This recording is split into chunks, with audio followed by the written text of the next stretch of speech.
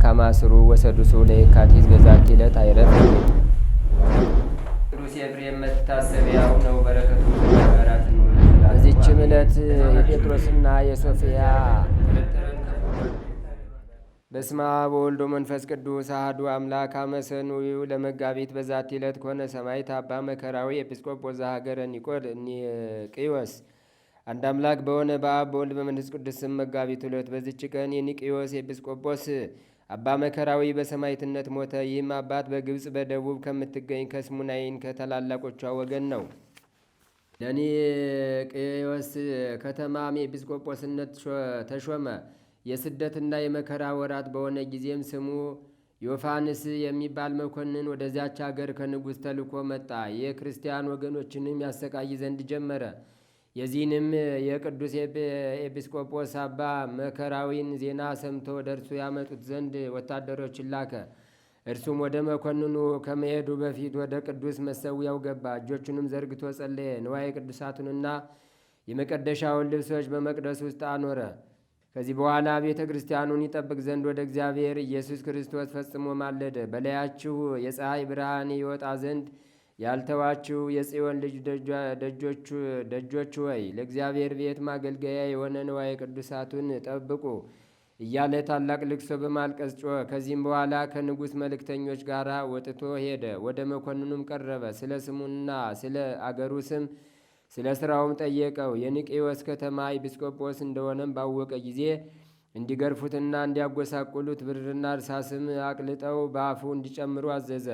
እግዚአብሔር የሚያጸናውና የሚያስታግሰው ሆነ። ያለ ጉዳትም በጤንነት መልሶ ያነሳው ነበር። ከዚህም በኋላ ወደ እለእስክንድሮስ ገዢ ወደ ሄርሜኔዎስ ሰደደው። እርሱም ቅዱስ አባ መከራዊን እንዲያስሩት አዘዘ። እግዚአብሔርም በእጆቹ ብዙዎች ድንቆችን ታምራትን አደረገ። ተአምሩም አንዱ ለአቅፋስ ከተማ ሹም ለሆነ ለዮልዮስ ስሙ አውካሪስጦስ የሚባል እጆቹና እግሮቹ ሽባ የሆኑ ልጅ ነበረው። አባ መከራዊም በላዩ ጸልዮ ከደዌውም አዳነው። ከዚህ በኋላ በዮልዮስ ቤት ቀድሶ ለአማንያን ስጋውንና ደሙን አቀበላቸው። ስለ ስጋውም እንዲያስብና ገድሉንም እንዲጽፍለት ከዮልዮስ ጋር ስምምነት አደረገ። መኮንኑ ሄርሜኔዎስም አባ መከራዊ ስላደረጋቸው አስደናቂ ታምራት በሰማ ጊዜ በተለያየ ስቃይ ያሰቃዩት ዘንድ አዘዘ። እስኪቆራረጡ በመንኮራኩሮች ውስጥ አስገብተው አሰቃዩት። ለነጣቂዎች አንበሶችም ጣሉት፣ በባሕርም አሰጠሙት፣ በእሳት ምድጃ ውስጥም ጨመሩት። የቅዱስ አባ መከራዊ በስቃይ ሁሉ በክብር ባለቤት በጌታችን በኢየሱስ ክርስቶስ ኃይል የሚታገስና የሚጸና ሆነ። ጌታም ያለ ጉዳት መልሶ በጤንነት ያስነሳው ነበር። የእመቤታችን የድንግል ማርያምን ቤተ ክርስቲያን የምትታገል አንዲት ድንግል እህትም ነበረችው። ሁለት ወንድሞችም ነበሩት። የእጃቸውም ስም የአንደኛው ስም ዮሐንስ የሁለተኛውም ይስሐቅ ይባላል። በእስር ቤትም ሳሉ ወደ እርሱ መጡ። አንተ ስለ ነፍሳች አፋችን ፈንታ አባት ሁነህን ነበር። እነሆ የሙት ልጆች እንሆን ዘንድ ትተህን ትሄዳለህን? እያሉ በፊቱ አለቀሱ። እርሱም አጽንቶ ወደ ቤቶቻቸው አሰናበታቸው። ኤልዮስም የዚህን ሽማግሌ ሞት በጽሑፍ አዘዘ። ታርፋለህ ብሎ መኮንኑን መከረው። ቃሉንም ተቀብሎ ራሱን በሰይፍ እንዲቆርጡ አዘዘ። በመንግሥተ ሰማያትም የሰማዕትነትን አክሊል ተቀዳጀ። ኤልዮስም የቅዱስ አባ መከራዊን ሥጋ ወስዶ በከበሩ ወርቅ ልብሶች ገነዘው። በደረቱም ላይ የወርቅ መስቀል አደረገ። ወደ ሀገር ወደ ኒቅዮስም ከአልጋዎቹ ጋር ሰደደው። መልካም ነፋስም ሆነላቸው። መርከቢቱ ፈጥና ሄደች። በከተማውም በር አንጻር ደርሳ ቆመች። የቀዛፊዎችም ሊያንቀሳቅሷት ፈልገው ነበር፣ ግን አልተቻላቸውም። አብዝተው በደሙም ጊዜ ስጋዬ በውስጡ እንዲኖር የፈቀደው ቦታ ይህ ነው የሚል ቃል ከበድኑ ወጣ። ይህንንም ለሀገር ሰዎች ነገሯቸው። የሰሌን ዝንጣፊም የያዙ ወደ እርሱ መጡ። በሀገራቸውም ውስጥ እርሱ በመረጣት ቦታ እስካኖሩት ድረስ በታላቅ ክብር ተሸክመው ወሰዱት። መላው የሕይወቱ ዘመን 131 ሆነ። መጻሕፍትን አስተማረ። መጻሕፍትን እስካስተማረ ድረስ 8 ዓመት በዲቁና ሹመት 24 ዓመት። ከዚያም ቅስና ተሾመ። በቅስና አገልግሎት 30 ዓመት ኖረ።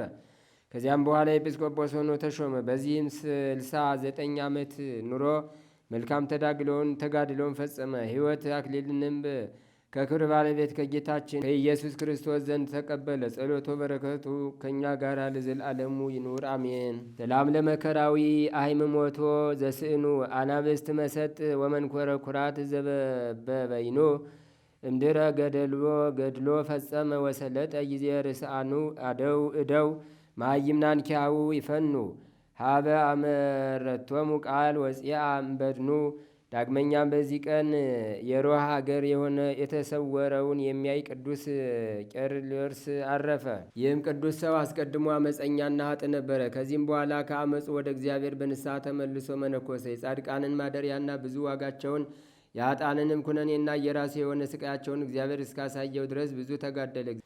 ዛቅረብኩ ማሕሌታ ዘኪርያ ይላፈም ለተጸምዱ ከዘልፈ ለላ አነብብ ተወከዘ እንዴቴ መጽሐፈ እንተረሰይ ከግዚኦ ጸሪቀ መበለት ኩፈም ላቡላን ዘተርፈ ነቢያት ቅዱሳን ሐዋርያት ሰባክያን ሰማይቶ ጻድቃን ደናግል አድዮ መነኮሳት ሄራን ባርኩ ጉባኤ ዛቲ መካን እስከ አረጋዊ ሊቅ ወንዑስ ሕፃን ለዘጻፎ በክርታስ ወለዛ ጻፎን ዘይደርስ ወለዛ አንበቦ ወለዘ ተርጎሞ በልሳን አዲስ ወለዘ ሰማ ቃሎ በዝነ መንፈስ በጸሎተ ሙማርያም አራቂተ ኩሉም ባይስ ቡረ ይማረን ኢየሱስ ክርስቶስ። ተአምሪሁ ለሐዋርያው አቡነ ታዲዮስ ጸሎቱ ወበረከቱ ያህሉ ምስለ ኩልነ ህዝበ ክርስቲያን ለዓለም ዓለም አሜን።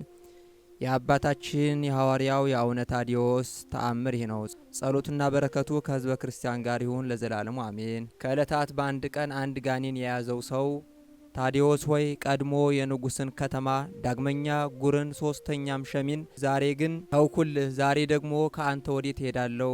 አባ ስለ አምላክህ እናት ስለ ማርያም ብለህ ማረኝ። እኔም ከዛሬ ጀምሮ ለዘላለም የክርስቲያንን ወገኖች አላስትም፣ ከወገኖቼ ከአጋንንት ጋርም አልኖርም፣ ለአንተም አገልጋይ ይሆናለሁ እንጂ። አቡነ ታዲዮስ ይህንን የጋኔን ንግግር ሰምቶ አንተ ክፉ ጋኔን ጸሎቴን እስክፈጽም ድረስ ዝም በል፣ ነገርህ ሐሰት ነው፣ አንተ ሐሰተኛ የሐሰት ማባቷ ነህና ቀድሞ በዞሬር አልኖርም ብትለኝ አንተን ማጥፋት ትቼ አባቴ ተክለ ሃይማኖት ባልንጀሮችህን በጸሎት እሳት ሲያቃጥላቸው አንተ ሐሰተኛ ነህና ተረፍ። አይቀዝፍ ከመይውጥ ልጅ ውጣ አንተ ሐሰተኛ ነህና አላልህምን? አገልጋዩም አትሆንም አለው።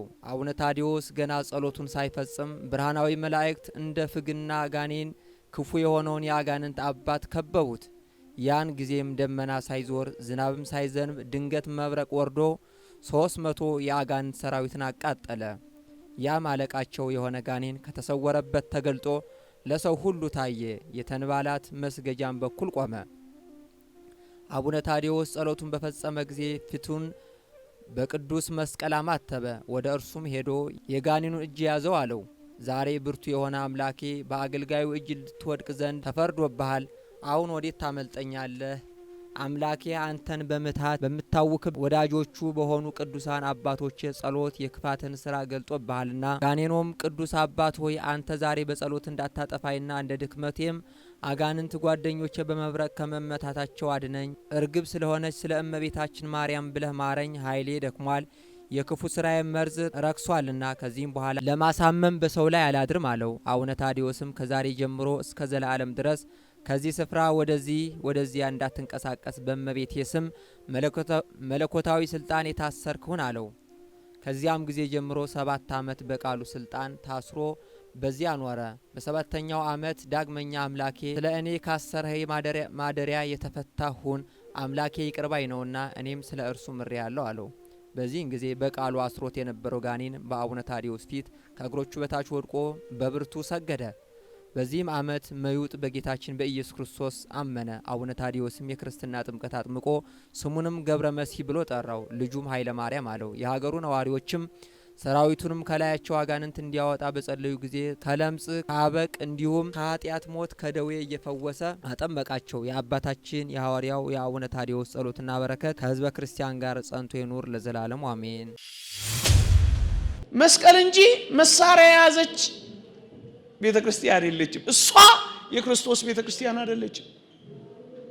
በደጋግ ካህናት፣ በደጋግ መነኮሳት፣ በደጋግ ምእመናት፣ በደጋግ ጳጳሳት የምትከበብ ቤተ ክርስቲያን ካያችሁ እሷ የክርስቶስ ቤተ ክርስቲያን ናት። በወታደሮች የምትታጀብ ቤተ ክርስቲያን ግን እሷ የክርስቶስ ቤተ ክርስቲያን አይደለችም።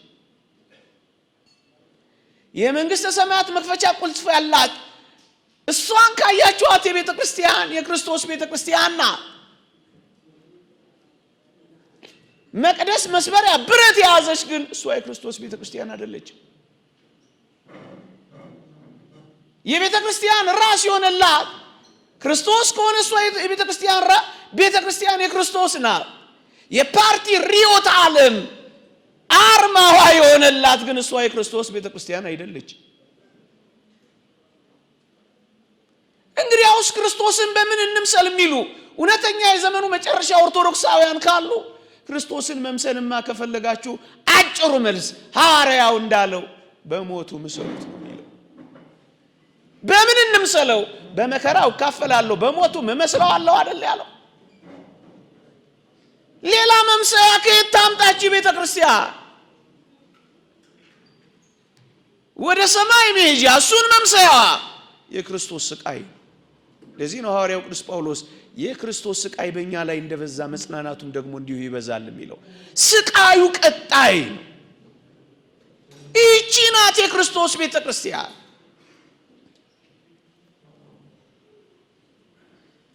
እነዛን በአይሲስ በአሸባሪው ቡድን የታረዱትን የተገደሉትን ፍቁራን ኢትዮጵያውያንን ርዕስ የሰጣቸውን አልሰማችሁ? ዝም ብዬ በጅምላ አይደለም ያረድኩት ካለ በኋላ እኔ በጣም ይገርመኝ ሁሉ የሚወደውን ቃል ነው ርዕስ አድርጎ የሰጣቸው። who resist to change their religion ሃይማኖቴን አልቀይርም ያሉትን አረጃለሁ ካለ በኋላ the followers of the cross ነው ያላቸው። የመስቀሉ ተከታዮች ናቸው ያለው። የመስቀሉ ተከታዮች መሆን ከፈለጋችሁ የዚች ቤተክርስቲያን ልጆች ናችሁ። ቅምጥልነት ምንም አይጠቅማችሁም እንዳለው ዮሐንስ አፈወርቅ። ከቅምጥልነት ምንም የምታተርፉት ነገር አለ እኮ ነው ያለው። ቅምጥልነት በስቶ እንደሆነ አላውቅም። እውነተኛ የክርስቶስ ቤተክርስቲያን መሆኗን በምን እናረጋግጣለን ካላችሁ ሐዋርያው ሁለተኛ አብነት ያስቀምጣል። የኢየሱስ ክርስቶስ መሆን የሚወዱ በሙሉ ይሰደዳሉ ነው ያለው። በምን እንምሰለው? በሞቱ። በምን እንምሰለው? በመከራው። በምን እንምሰለው? በመሰደዱ ነው፣ በመገፋቱ፣ በመጠላቱ። ይሄ መገለጫው። ይሄን ማን ሊፍቀው ይችላል? እናንተ ክርስቲያኖች ቤተክርስቲያንን እንደ ቤተክርስቲያን ሀገርን እንደ ሀገር መቀጠል የሚወዱ በሙሉ እንዲህ ካለው ፕሮጀክት ጋር ካልተተባበሩ ምን ያደርጋል? እኔ ስድስቱንም ልኮልኝ አይቼ ድንግጥ ነው ያልኩት። በጣም በዋናነት ይህ ዓለም ምን እየሰራ እንደሆነ ከእናንተ የተሰወረ አይደለም። አንደኛ ረድኤተ እግዚአብሔርን መንፈስ እግዚአብሔርን ከምድራችን ላይ መቁረጥ ነው አሁን ትልቁ ስራ። ይሄንን በግልጽ ነግረውናል። ሃይማኖት ይውደል ረጅም እኔ አይደለም ደግሞ የምናገረው። ይሄን ሰምቶ የተኛ ሰው ካለ ጉድ መሆኔ ነው። አንደኛው ቅድም መርሃ ግብር መሪያችን የጠቀሱት ሰው ነው እንደዚህ የሚለው ሃይማኖት ይውደም ረጅም እድሜ ለኢአማኝነት። የኢአማኝነት መስፋፋት ዋና የቤት ስራችን ይሆናል ይልላችኋል። ዓለም እየሰራ ያለው ኢአማኝነትን ማስፋፋት ነው። ይህ እንዳይስፋፋ ከፈለጋችሁ ሃይማኖታውያንን ደግፉ።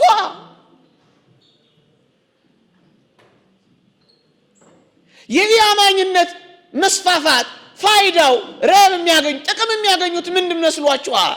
በግልጽ ይገልጻል። ያው ቅድም የተጠቀሰው ተውዬ ሃይማኖት ይውደም ረጅም እድሜ ለኢአማኝነት። የኢአማኝነት መስፋፋት ዋና የቤት ስራችን ይሆናል ካለ በኋላ የኢአማኝነት ውጤት ለሀገራት በሙሉ የሚያሳይ አደገኛ ማህበራዊ ነውጥ እንዲነሳ ያደርጋል ይልላችኋል።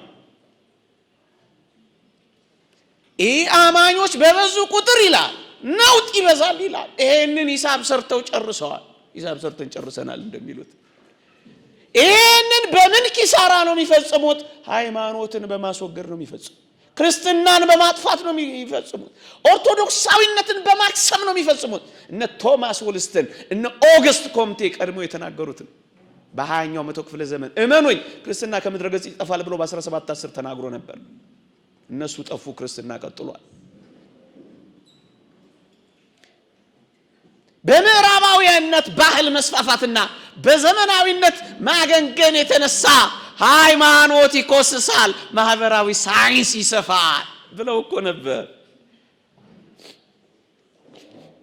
ሃይማኖትን ማኮሰስ አጀንዳ ነው ስንል የምናወራው ወሬ አተን እንዳይመስላችሁ ተናግረን የማንጨርሰው ሥራ መጽሐፍ ቅዱስ ላይ አለልን። ዋናው አጀንዳ ግን ዓለማመንን በምድራችን ላይ ማስፈ ምንድነው የሚያገኙት? ማህበራዊ ነውጥ እንዲነሳ ያደርጋል። ኢአማኝነት ይላል የደም ማፍሰስና የአረማዊነት ምንጭ ነው፣ የአረመኔነት ምንጭ ነው ይላል። ዘረኝነትና ጽንፈኝነት የዓለማመን ምልክት ነው የሚባለው ዝም ብሎ መስሏችኋል? ይህን ሁሉ እያጨርን ያለነው መከራ በምን የመጣ ይመስላችኋል? ሃይማኖት አስወገዱ፣ አጠቧቸዋል። አረመኔዎች የሚያፈራው ኢአማኝነትን የሚያፈሩ በዚህ ስራ እኮ ነው። ሃይማኖት እንዲጸና ምግባር እንዲሰፋ ከፈለጋችሁ በርቷ፣ ደግፏ።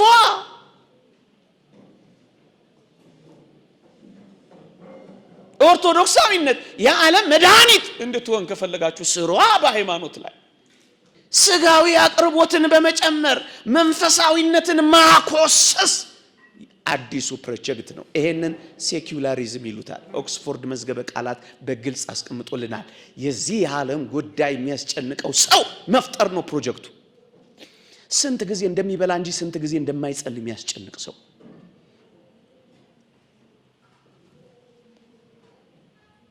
ስንት ጊዜ ስራ እንደሚሄድና ሽቀላው እንደሚሸቅል እንጂ ስንት ቀን እንደሚያስቀድስ የማያሳስበው ሰው፣ ዘፈነ ጨፈረ ምንም የማይም በመዝሙርና በመጨፈር መካከል በናይት ክለብና በኮንሰርት መካከል ምንም ልዩነቱን የጠፋበት ሰው መፍጠር፣ በሽብሸባና በዳንስ መካከል ልዩነቱ የጠፋው ሰው መፍጠር፣ በመብላትና በመጾም በመርከስና በመቀደስ መካከል ልዩነቱ የጠፋው ሰው መፍጠር የዚህ ዓለም ጉዳይ የሚያስጨንቀው መንፈሳዊ የሆነ ነገር ግድ የማይለው ሰው መፍጠር ነው። ይሄ ሰው ምድራችን ላይ አልተፈጠረም። ይሄ አዲሱ ፕሮጀክት ነው። ዘማዊ የማረግ ፕሮጀክት እንዴ 78% ይላል በ2005 ዓመተ ምህረት አንድ ጥናት የተጠና 78% ዘፈን ወዳጆች ከሆኑ ባይ ዲፎልት ፖርኖግራፊ ፊልም ተመልካቾች ይሆናሉ። ባይ ዲፎልት ዘማውያን ይሆናሉ። ምን ማረግ ነው? ስጋውያን ማረግ። ተድላ ደስታን ብቻ የሚወዱ ከእግዚአብሔር ይልቅ ተድላ ደስታን ይወዳሉ የተባለው የመጨረሻው ዘመን የሚፈጸምባቸው ፕሮጀክቶች ናቸው። ሰው ከቻለ ባይጋባ ይሄን ያረጋሉ። እነ ኤሪክ ቤሊስ ሰይጣኖቹ የሚሰሩት ስራ ነው። ሞታለች ከብዙ ዘመን በፊት። አሁን ግን እየተተገበረ ያለው ፕሮጀክታቸው ጋብቻን ቢጠላ ትውልድ ካገባ እንዳይወልድ ከጸነሰ እንዲያስወርድ አልፎ ከወለደ ደግሞ የመከነ ትውልድ እንዲሆን ሞራል አልባ ማህበረሰብ እንዲፈጠር ሱሰኛ እስከ 17 ዓመቱ በቀን በቴሌቪዥን ቻናሎቻቸው ወንጀሎችን የነፍስ ግድያዎችን እያሳዩ 17 ዓመቱ ሲደርስ ከ800,000 እስከ 1.5 ሚሊዮን ወንጀሎችና ነፍስ ግድያዎችን ኮፒ ኤቭሪ ፋይል ኢንቱ ሲ እዚያ አይምሮ ውስጥ ከተው ያሳድጉታል። ይሄ ሰው ሲያድግ መኖር ይጠላል። ሰሞኑን አንድ እህቴ ከውጭ ደውላ እየነገረችኝ ነበር። ወጣቶች ማርጀት ሰለቻቸዋል። ማርጀት አይፈልጉም። አርጅቼ እንደ እናቴ ነው ሆነው፣ አርጅቼ እንደ አባቴ ነው ሆነው፣ በቃ ግደሉኛ የሚሉ ወጣቶች። ምን እየተደረገ ነው እናንተ እዚህ ምድር ላይ? ለዚህ እኮ ነው እዚህ እና አይፒፒኤፍን የመሳሰሉ ታላላቅ ድርጅቶች ከ11ኛ እና 12ኛ እድሜ ላይ ያሉ የኔና የናንተ ህፃናት ሃው ቱ ሴክስ እና ለማምዳቸው ብለው ካሪኩለም ሲያወጡ አይደል ዝም የምትሉት? ሃው ቱ ከተቱላቸው። ትምህርት ከሆነ ሳይመረምር እንቀበለዋላ። ትምህርት ከሆነ ነጥብ ያስጥለዋላ። ትምህርት ከሆነ መሳቂያ ያደርገዋላ። ትምህርት ከሆነ ስለሚያጨናንቀው ለመመርመር ጊዜ ያጣላ። እናንተ ምን እየሆነ ነው? አይናችሁን ገልጣችሁ ለማን ነው ልጆቻችሁን የምትወልዱና የምትጥሉት? ሃይማኖታችሁን ደግፉ። ሚዲያዎቻችሁን አጠንክሩ። የአብነት ትምህርቶቻችሁን ዕውቀት ነው፣ ትምህርት ነው እሱ።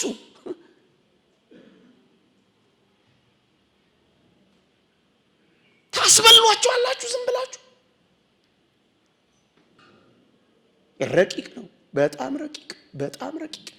እሱም ቀስ በቀስ የሚተገበር እሱም በጉልበት ኃይል እንኳን ይተገበራል ከፈለገ። ይቅርታ ይሄን ሳሰማችሁ ግን ምን ያደርጋል? በጉልበት ኃይል ገና ይሄንን ጉልበት ለመቋቋም የሚችል ለሰማዕትነት የተዘጋጀ ልብ አለን።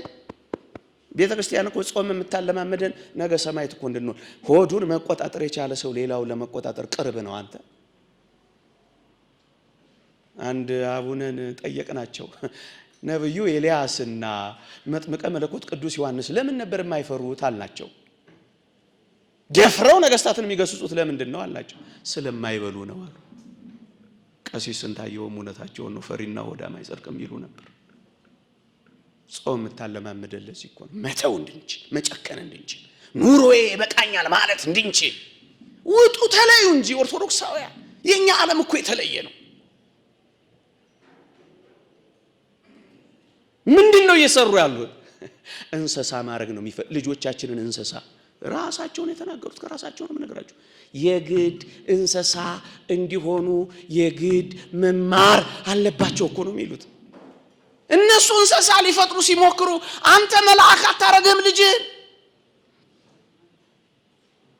ሴሬሞኒ አይደለም ይሄ፣ የመዳን ወይ ያለ መዳን ጉዳይ ነው ለኛ ለልጆቻችን። ሮም እንዴት ወደቀች ብሎ አንድ ታሪክ ጻፊ ጻፈውን አንድ መምህር ሲናገሩ ሰምቻለሁ። አንደኛ የሃይማኖትን ፋይዳ በትውልድ ውስጥ ሲያጠፉት ነው። አገር የሚባለው ከሃይማኖት ጋር እኮ የተያዘው እኮ ለዚህ ነው። የሃይማኖት ፋይዳ ምድራችን ላይ ሲላል ሀገር መፍረሱ አይቀር። እነ ሳሙኤል ሃንቲንግተንም የሞከሯቸው ይሄንን ነው። የኢትዮጵያን ስልጣኔ ማፍረስ ለሚፈልጉ ሁሉ የኦርቶዶክስን ቤተክርስቲያን ስልጣኔ መጀመሪያ ያፍርሱ አሏቸው። ምሰሶውን ንቅንቁ አሏቸው። ምንድነው ይሆን ያለው? ሪዲፋይን እናረጋዋለን። ሁሉንም ነገር እንደ አዲስ እንበይነዋለን እኮ ነው ሳቢው ፕሮጀክቱ። ገብቷቸዋል? ፕሮጀክታቸው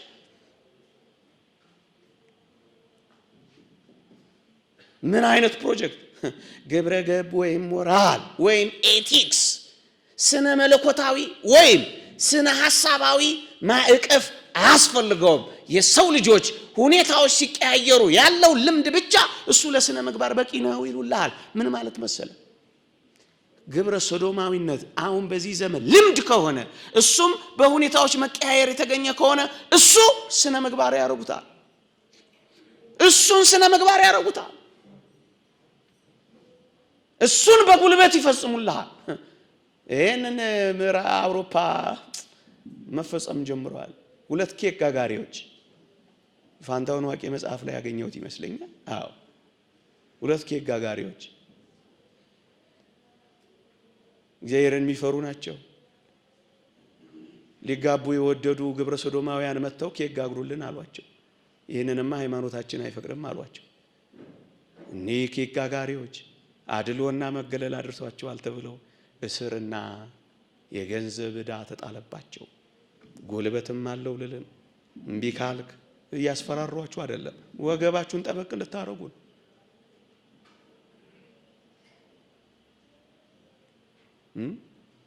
ምዕራብ አውሮፓ፣ ምስራቅ አውሮፓ እግዚአብሔር የለሽ ካደረጉት ቀስ በቀስ ሪዲፋይን ሞራል አልባ ማህበረሰብ፣ የርእይ እጦት፣ ደንታቢስነት፣ አምባገነንነት፣ ሀገር ወዳድነት፣ ብሔራዊ አርበኝነት፣ ህብረተሰባዊ አንድነት የጠፋው ምስኪን ብቻውን ነው የሚፈልጉት።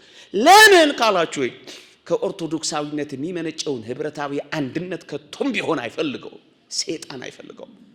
ምክንያቱም ግለኝነትን አሽቀንጥራ የጣለች ይቺ ቤተክርስቲያን ምንኛ ታስፈራራቸዋለች። የህዝብን ጉልበት የሚያዳክሙበት ይህ ግለኝነት ባህሪዋ አይደለም። ከሰሜን ይምጣ ከደቡብ፣ ከምስራቅ ይምጣ ከምዕራብ አንድ አድርጋ ገምዳ የምታኖር ቤተክርስቲያን ጠላታቸው ናት።